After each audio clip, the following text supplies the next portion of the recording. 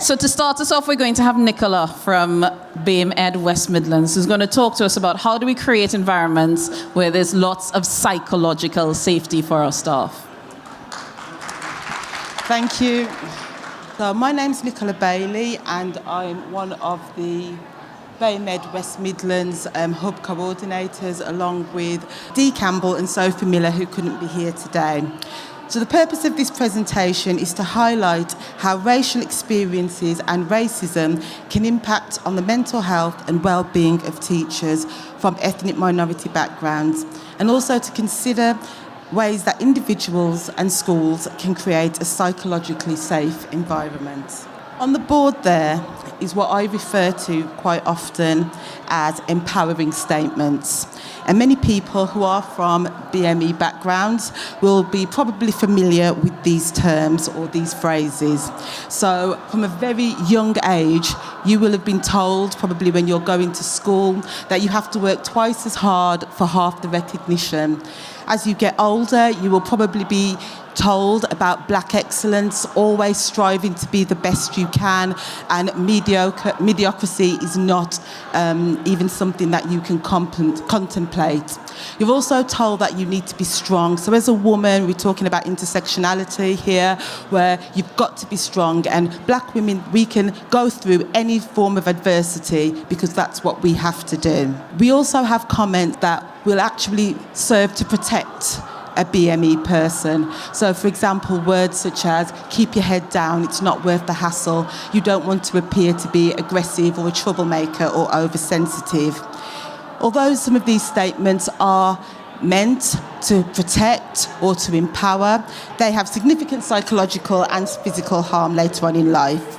So how do these statements impact on BME teachers? In 2020, UCL conducted research on BME teacher retention. It was found that BME teachers face challenges and problems linked to race and racial inequalities. These findings were similar to the ones that were found by Hack and Elliott 3 years earlier in 2017. The research also found that whereas workload is often cited as a common reason for teachers leaving the profession, this was not the case for BME teachers, who actually cited racism and racial inequality for the reasons why they wanted to leave the teaching profession. These inequalities include being overlooked for promotions to senior positions, for not being the right fit, or for not having enough experience.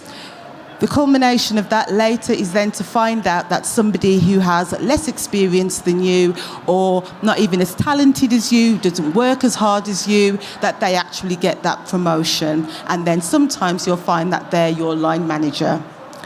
There's also the concept of the hidden workload. And this is where BME teachers are given additional responsibilities, or they feel obliged to take on additional responsibilities. So that could be the cultural ambassador. They're the go-to person on all things related to race.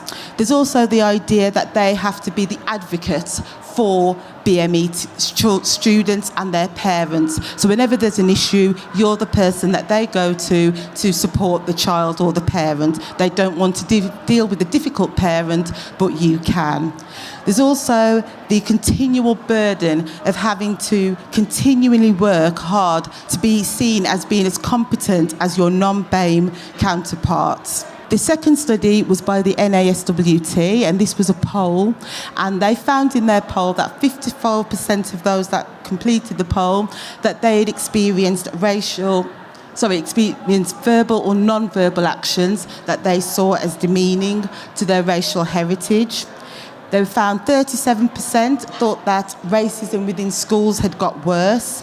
46% said that they were not confident about reporting racism due to a lack of support. There's also the idea that they would face a backlash, or that they would face reprisals for speaking out. However, a majority of 59% of those polled said that they had encountered incidents where they were labelled as being oversensitive, paranoid or aggressive for challenging racist language or behaviours. However, the biggest impact on the mental health and well-being of BME teachers and staff is microaggressions. So what are microaggressions? These are basically subtle insults, comments and behaviours that leave a person second-guessing whether the incident has actually taken place. And furthermore, you're then left wondering, how do I respond? The problem with microaggressions is that they can often leave a person feeling unsure of what to do next and actually doubting themselves. Microaggressions can be divided into 3 categories. There's firstly the micro-insults. These are rude and insensitive comments that are directed to a person. Sometimes they're intentional, but sometimes they may be unintentional. Like the surprise that when you walk in to meet a parent or someone and they're surprised that you're the teacher or that you're a head teacher. There's also the thing of when you come in with a new hairstyle where everybody wants to stroke or touch your hair and being offended when you say no. Then we have micro-invalidations, and these are the statements that downplay or minimise or dismiss a person's feelings. So it's phrases such as, racism doesn't really exist like it used to. It's also comments such as, I don't see colour. These can trivialise what a person is experiencing and how they feel. Thirdly, we have micro-assaults. These are your direct and deliberate phrases or acts that are meant to put down and to cause offence to someone. Whatever the type of microaggression, there is evidence that highlights the ongoing and detrimental impact that these behaviours have on the mental health and well-being of BME teachers.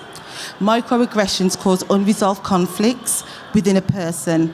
They leave a person feeling angry, frustrated, despondent, and sometimes feeling helpless. Furthermore, the impact of microaggressions can lead to a form of PTSD, which is known as racial trauma. This is the impact of the stress caused by experiencing race-related stress, whether directly or indirectly. For example, the teachers, I'm sure we've all heard over the weekend about the report that was released from Child Q. Imagine being a BME teacher in that school, knowing that something wrong has happened, but not having the power to be able to do anything about it. There's also racial battle fatigue, and this is when a person is worn down by the psychological weariness caused by continual exposure to continually navigate spaces where they're frequently made to feel unwelcome. You're encouraged here to be a strong black person. You're encouraged to continue fighting, but how much can a person really take? As a result of this, we find that this unrealistic expectation for a teacher who is experiencing racial trauma or racial battle fatigue, that they have no other option at this stage to either leave the profession or risk being at harm of physical illness. So what can we do? It's not all doom and gloom. The impact of racial stress and racial battle fatigue can be minimised, or at least it may be prevented. This can be achieved through self-help. It's really important that you join social networks or support groups. BAMEed has been, really, really important to me. I've gone on and I've looked at the different articles, I've found the different books that I can read, and that has helped because it makes you believe and you understand that you are not alone. Many times, isolation, not being able to speak about what you go through is something that does affect the mental health and well-being of BME teachers. Speak about what you're going through. If you are unsure, if you think something has happened, don't keep that in. Silence is one of the things that really does impact on mental health and well-being of teachers. Speak it out, because when you speak to someone, you will probably find that it isn't in your imagination. Uphold cultural norms. Any cultural norms, festivals that you celebrate, continue with those. Don't get drawn into thinking that you have to take, something away from yourself in order to assimilate. Unlearn the unhealthy, empowering statements. Yes, they serve a purpose in trying to promote someone to go on to do better, but they can actually lead someone down a path where they're developing unhealthy behaviours to try and live up to those stereotypes or those statements. Listen to your body. Recognise when you are having mental and physical triggers and try and do something about it. Take rest, take exercise. If you have hobbies, keep up with those hobbies. If you have spiritual practices, yoga, meditation, prayer, those things, they're known to work. And educate yourself. Read. I really enjoy reading, but unfortunately don't have the time. So what I found is audio books, just as good. You know, you're getting the information, and it's really nice when you're driving down the road having someone talk to you. But doing all those things is not enough. Sometimes you can do all of those things that I've listed, but if you're in a school and it is psychologically unsafe, it doesn't matter how much yoga or meditation or reading you do, you are still under pressure and your well-being may be at risk. Therefore, what is required is for schools to become psychologically safe environments. This is a school where staff are free to be themselves without fear of alienation or reprisal. This is where there is a collective sense of support, where everyone's voice is heard without judgment. BAMEed teachers need for their SLT and their managers to ensure that they have racial literacy, that they are able to talk about issues of race, that they're not going to become afraid to talk about issues that are brought to the forefront. We need SLT, we need managers, those in positions of power, to be curious about the experience of their staff. If a member of staff says to you, this is what happened, do not feel as though you have to, invalidate what they're saying, brush it under the carpet. You need to talk about it. You need to find out what your staff are feeling and how that is impacting on their mental health. We need environments where policies are lived and speaking up is encouraged. Most schools, every school should have an equality policy, but if that is not put into practice, then it's just a piece of paper, and staff feel that, and that causes tensions, and that causes psychological damage to staff. Approach every conversation as a learning opportunity. You don't have to be afraid. It's a conversation. By talking to people, you learn so much more. It doesn't mean it's a criticism. Nobody's calling you racist. It's just an open dialogue. Appoint someone to a DEI lead role, but with remuneration. It's not a bolt-on job. It's not something that you just call someone in the corridor and say, can you do this? So many BME teachers, as I've said about the hidden workload, are made to do unpaid labour. That's unfair. If you're committed to making a psychologically safe space for your staff, then you give the role the credence that it deserves. Understand that sometimes you just don't understand.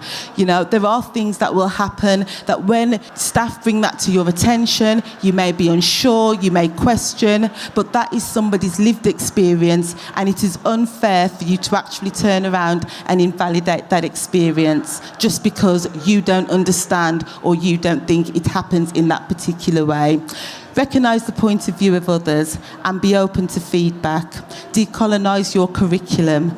We've talked, many of the presenters have talked about ways in which you can make your curriculum inclusive. I'm hoping that I have actually finished early. Yep, brilliant. Thank you for listening.